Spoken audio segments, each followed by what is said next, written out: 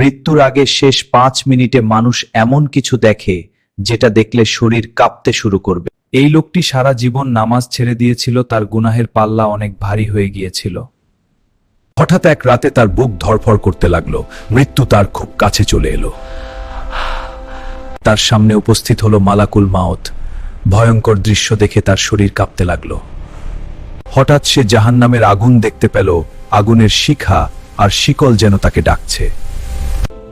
হে আল্লাহ, আমাকে আরেকটু সময় দিন, আমি তওবা করব।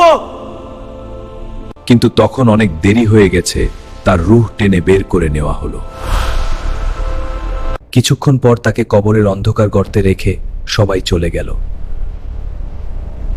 আর তখন কবরের ভেতর শুরু হলো মুনকার নাকিরের প্রশ্ন, যার উত্তর সে দিতে পারল না। তাই মৃত্যু আসার আগেই নামাজ ও তওবা করুন, কারণ শেষ 5 মিনিটে আর সুযোগ নাও থাকতে পারে।